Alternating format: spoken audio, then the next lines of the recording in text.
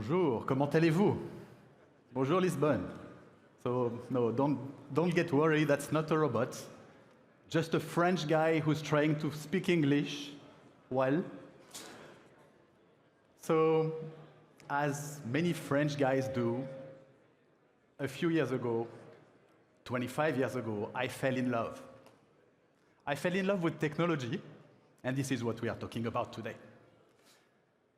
What you see here is not me, it's not a picture of me, picture of Harry Potter. Harry Potter revisited with AI at a young age. Harry Potter will be with us during the whole presentation today. What are we going to talk about today? And what are you going to be able to do with that today?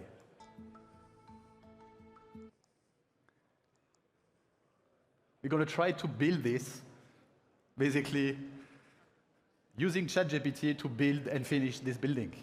So not quite there. The key thing that is true on this slide is that your skills are irreplaceable, and this is one of the things we talk about today. We'll talk about augmentation. We'll talk about generative AI, what we can do with that. I'm going to do for you a demo on stage. We're going to talk about the limits also, and how we can transform those limits into opportunities. Let's jump right into it. I'm not going to be the only one to present today. Anna is with me. Anna, can you hear us? Hello, Pascal. Thanks for inviting me. Hello, everyone. My name is Anna. You might not believe me, but I am not a real person. I have been built using machine learning. Pascal programmed me to help him share his insights with you, and at the same time demonstrate the cutting-edge capabilities offered by technology today. I am very excited to be with you today. Anna, we are very excited to have you with us today. Anna, I think you wanted to kick things off today, correct? To kick things off, I have a question for the audience. What do you think is similar among the examples I'm about to show you? Okay, let's have a look.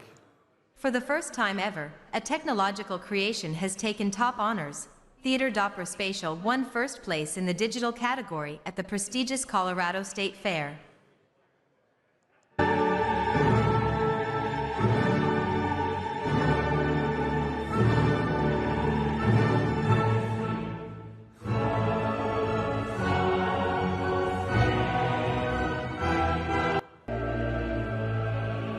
Experience a symphony of sight and sound with Refik Anadol's mesmerizing live music sculpture.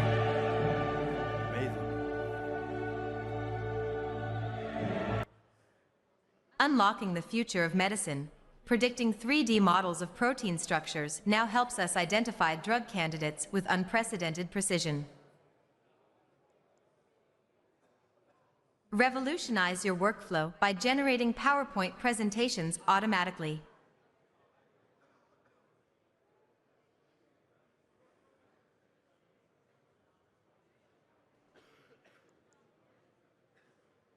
Elevate medical accuracy with cutting-edge precision in imaging, leading to more reliable diagnoses. Transforming text into 3D blueprints, we are now designing buildings, streets, and environments tailored to our lives.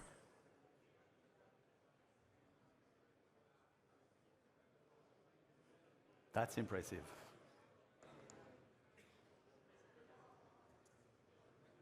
Witness the power of imaging technology with the longest, high-quality zoomed-out picture you have ever seen.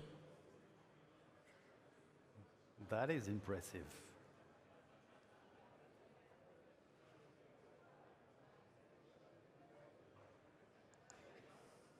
So, did you guess the similarity behind these examples? The answer is that they all use generative artificial intelligence, or Gen AI as it's now called. It's amazing how one technology can have such a wide range of uses. Pascal, can you tell us more about why generative AI is capturing the world's attention? Thank you, Anna. Of course, I'm going to share with you. First thing is, Gen AI, as we all know, is changing the world. Gen AI is going to revolutionize the market, a market that is growing at 100 times over the next 10 years. So be prepared for a lot of changes, a lot of innovations. we have the proof that GenAI boosts business and make our work more performant. We have the proof that GenAI boosts work performance, making our businesses more performant. Harvard Business University identified through a research that thanks to GenAI, workers can work 25% faster, but most importantly, they can work 40 times percent better. Let's have a look at how we can use generative AI to change our daily lives at work. So this is an annual report. This is an annual report that I have downloaded from the web, from Tesla, the annual report of 2020. As you can see, it's a huge document, 449 pages. It's a very boring document, to make it clear. It's very long, a lot of text, a lot of images. To read all this, it would take me hours. So I'm giving it to ChatGPT in this case, but to a large language model. And let's see what comes out is, in a few seconds, the system understood what is this document, and it is giving me the key information that is in this document. So basically, saving me hours of reading. Let's push it a little bit further. Let's put ourselves in the shoes of the chief financial officer of Tesla and ask ChatGPT, based on the information that is in this annual report, what should be the key decisions I should be making in the coming years? Right away, ChatGPT gives me the key decisions based on this annual report that I should take in the coming years. I'm doing exactly the same, putting myself in the shoes of a marketing officer, chief marketing officer. This time, I'm asking it, first, tell me what is the issue that you identify in the annual report. And close to this, on a matrix format, give me what are the recommendations and initiatives that I should implement in the coming 3 years. And you can see here 6 initiatives have been identified. I'm asking it now, focus on the last one and tell me what is the detail of the approach that I should implement to implement this initiative. What is the budget I should ask as a marketing officer? What are the other departments I should involve? What is the schedule that I should think about for the coming 3 years? So basically, this is what he gave me. Now, I want to start this project as soon as possible, and Sarah in my team, a manager, I want her to have a schedule of the first week of what she will do to implement this initiative. And this is, again, ChatGPT giving it to me. That is not 100% perfect, but this is a huge game changer because we have a draft. We don't start with a blank page. We can delegate this to our teams. They can start thinking about it. They can start working on it. Of course, here I'm sharing an annual report, so it's public. So I've shared it with the public ChatGPT. Be careful when you share documents because those documents will be read by other people if they are ingested into a large language model. Let's push it a little bit further. I'm asking it now, putting myself in the shoes of the CEO of Tesla, what can be a scenario analysis if the interest rate change in the future and the market growth change. So it is doing a sensitivity analysis, identifying 5 scenarios and giving me for each of those scenarios what would be the impact on the net income and the revenue of Tesla. So quite impressive. It identified by itself what should be the scenarios and giving me all this right away. At the end, it gives me a summary of what are the key information for each of the scenarios. So again, here, a huge game changer, going faster.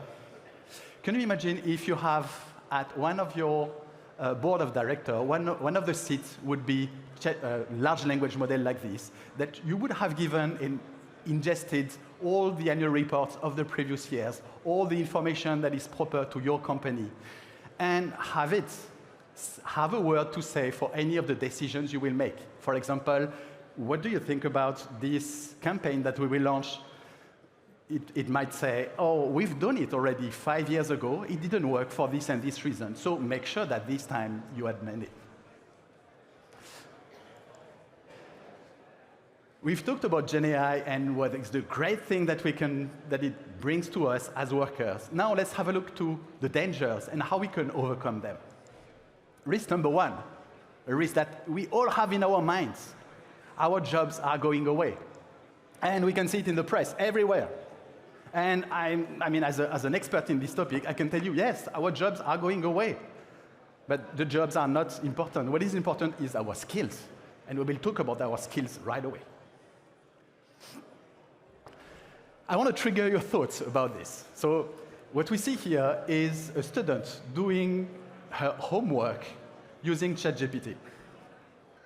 What do you think? Most of the schools are currently thinking, should we ban ChatGPT at school or should we not? In this room, who thinks we should not ban ChatGPT at school? Raise the hand. We should not. We should not ban ChatGPT. So it's about a third. So it means all the other one, you think that we should ban it.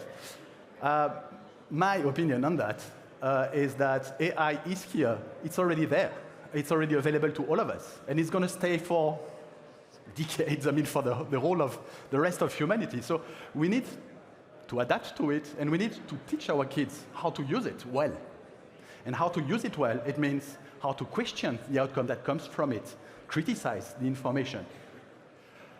And what is very important is that we need to adapt our education system to that. What does it mean? For example, instead of giving homework, standard homework to kids, ask them to work with ChatGPT during the night as a homework, and they come back to school, and we review all together, we criticize, we question the outcome from the system, we humanize it, we bring the human touch to it. That's really how we augment ourselves. And for me, it's very close to the story in 1988 when math teachers were protesting against calculators. We all use calculators, and calculators are used by all people at school.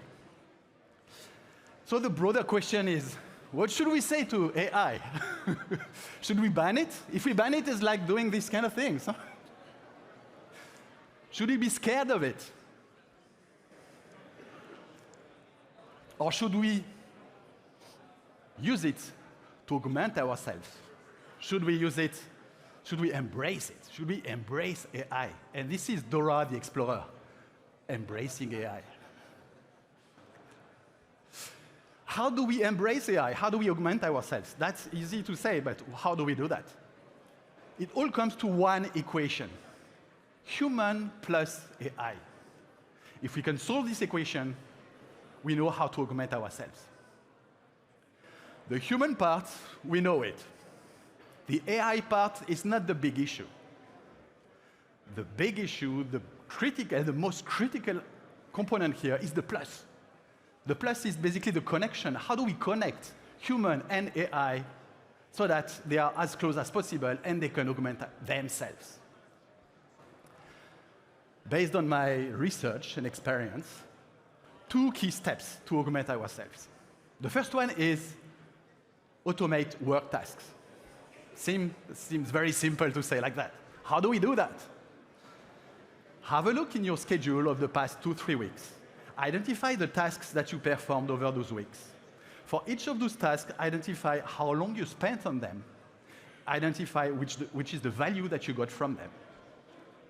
And for the 20% of the tasks that took you the most time, those are those tasks that you want to automate. Those are typically those repetitive, transactional tasks that are time-consuming, that we don't like to do, like data entry, performing reports. You get it, managing emails and so on. You get it. All those things that we don't like to do and that we can automate. And when we automate, we gain something very important, which is the time. We get more time, and we get more time to educate ourselves, to spend time with our family. to go beyond the rest of the work that we have to do. Second step is about elevating work tasks. How do we identify which tasks to elevate here? Out of the tasks you identify, the 20% of the tasks that generate the highest value are the ones that we want to elevate with AI. While with the automation, we were freeing up our time by delegating it to AI. What we do with elevation is we work together with AI amplifying our skills. Typically, what do we elevate? Decision-making, leadership, all those tasks around collaboration with others, creativity. Let's move now to the second risk and opportunity of generative AI. We are getting fooled by AI. In this room, who of you think that those two cubes are moving? Are not moving? Do you think they are not moving? They are not moving, raise the hand. They are not moving, raise the hand. Okay, normally every human seeing this has their brain say, they are moving, definitely. The blinking lights, the arrows, all these are fooling our brains. Our brains are very easy to fool. And this is exactly what AI is capable to do. AI can fool our brain. And we need to be careful about this because this is an obstacle to us being augmented. First example of how AI can fool our brain and our decisions. If you ask GenAI for a color photograph of a fast food worker, it's going to give you this. A lot of pictures of colored people. Ask for a color photograph of a judge. It's going to give you this. Many white male senior guys. Of a housekeeper. It's going to be mainly Asian ladies. Of a doctor. So what we can see is definitely those systems are biased. They don't represent the fair representation of the reality. And why are they biased? For one very good thing. It's because we have trained them using data that we have created, we humans. And because we humans are biased, then those systems are biased. And because those systems are much more powerful than we are in scale and capacity to calculate, then they are super biased, okay? So what can we do about that?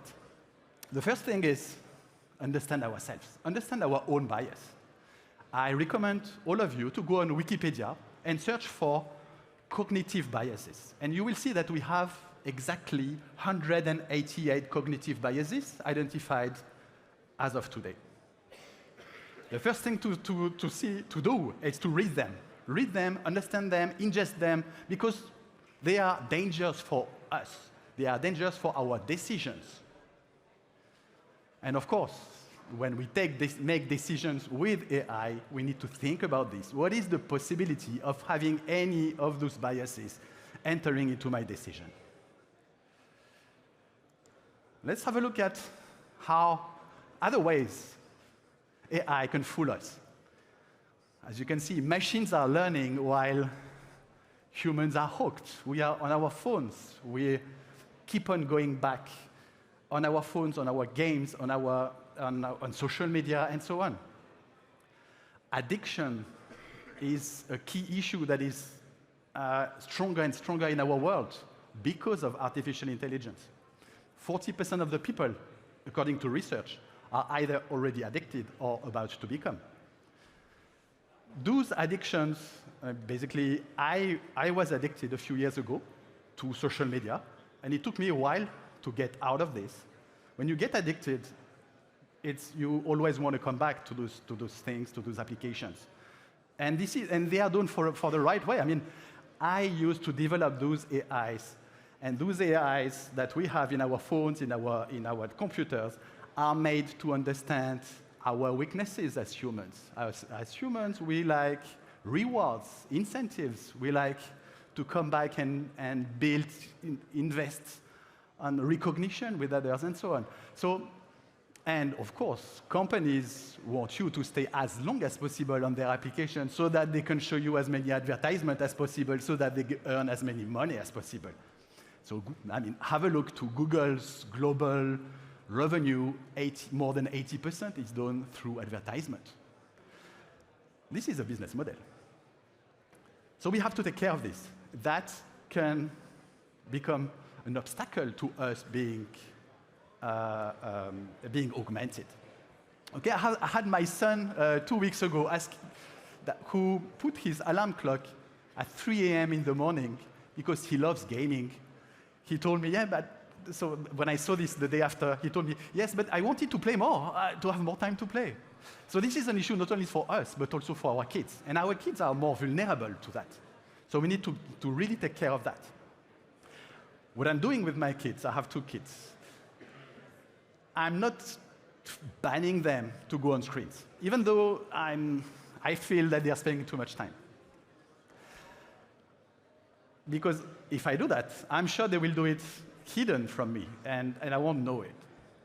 So what I prefer is to explain to them, and that's what I did. I explained to them what those applications are meant to do with our brains, with their brains, and what are the risks, and what are also the opportunities of going outside, playing with the kids, the other kids, learning things from the outside, from the non-digital world. And I asked them, now that you understand both pictures, commit on the time that you will spend next week per day on your device. I expected them to tell me I'm going to spend the whole 8 hours of the day on the device. But guess what? They were very rational. They told me, I'm going to spend 1 hour. I told him, okay, even 1 hour and a half is good. So they are very rational. It's all about explaining them. It's not only addictions. It's also distractions. More than 250,000 people in the world die every year from being distracted by their phones. So I have a key rule here, all or nothing. So if I'm on my phone, on my computer, I'm only doing this. If I'm outside playing with my kids, talking with friends, I'm only doing this. If I do 2 at the same time, I'm missing both of them. I'm bad at both of them at the same time. That's a striking video. Huh? Funny at the beginning, but the end is really tough.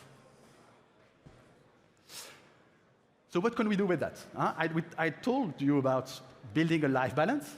In life, everything is about balance when we talk about diets, exercising, and everything. So using AI is the same thing. It's about good balance. The second is build AI literacy. And this is what we should do with our kids, with our staff at the office. It's about them and us understanding what AI is, how it evolves, what are the new opportunities that we see coming on regularly to help us augment ourselves, what are the risks, new risks that are coming in, what are the consequences on the society, on ethics that I should be aware of. So it's not about, you see, it's not about knowing how to code.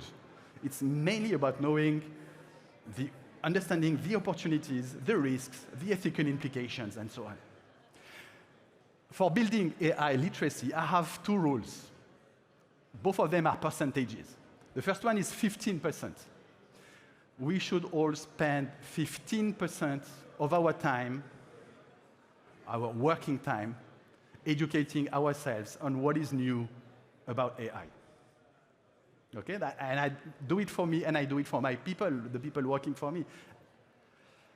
Second, 30%. 30% is the amount of a topic that we need to know about in order to be proficient in it. So we don't need to go to the detail of any topic that we read.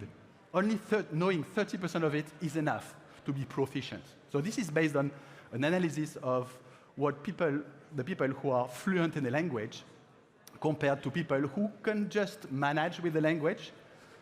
Those people who are so proficient with the language only know 30% of the vocabulary that people who know very well a language do.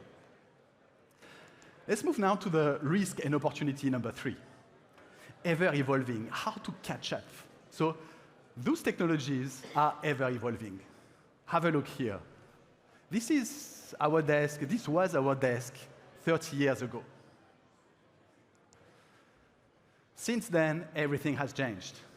Everything has been embedded in our computers, then in our phones, then in our smart glasses. What's next? Our smart lenses, maybe.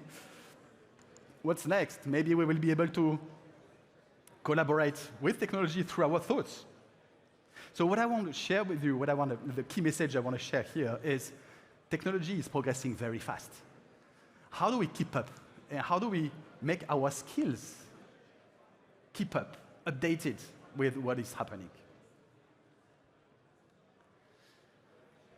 Should we learn technology skills? So basically learn how to code and program? Yes, but not only. Okay, as you can see here, ChatGPT is doing great work at coding. So ChatGPT passes Google coding interview for level 3 engineers. Should we think about another technical skill like passing the bar exam, becoming a lawyer? As you can see on the green bar, ChatGPT is better than the average student that is in purple. Should we become a doctor? This is all our parents wanted us to do. Here you can see again, MedPalm is becoming better than doctors at analyzing, diagnosing cases. So what should we do? What are the skills we should work on to be a long-term? So let's ask Dumbledore, the wise man. Let's ask him for more information about that. We come back to our key equation, AI plus humans. In the best case, if each of those bubbles represents skills, you can see that those skills are different. The skills of AI are different from the skills that humans have. The issue becomes where the skills that AI excels at are the same as the humans one. And this is where we come in a game of redundancy. This is not what we want to happen to us, because the equation has changed. You've seen the plus became a minus. So we are becoming redundant. So what can we do about that? We should build skills that are specific to us, specific to humans. Those skills that belong to our personalities, our emotions, that we build with our own stories. And from my research, creativity, critical thinking, and social skills are the 3 skills of the future, the skills that we should always build on because they are specific to us humans. Technology will never be able to achieve them as well as we do because, again, they are linked to our emotions, our histories, and to love. We are the only entity to know what is love. Okay? Technology will never be able to do that. So what we need to do is become unique. Same as Gertrude, the hairy frog. We need to become unique. We need to build on what is our humanity. And this is what we discussed about. Anna, do you want to say something to close? The insights we have shared today are sourced from the best-selling first reference book on intelligent automation. All profits from the book are channeled into charities focused on educating the underserved in new technologies. It's been an absolute pleasure engaging with you through this presentation. I look forward to our paths crossing again soon. Thank you, Anna. It was great to have you with us today. So unfortunately, we haven't learned what is the special prompt to finish the building, but I hope you liked it. Thank you very much.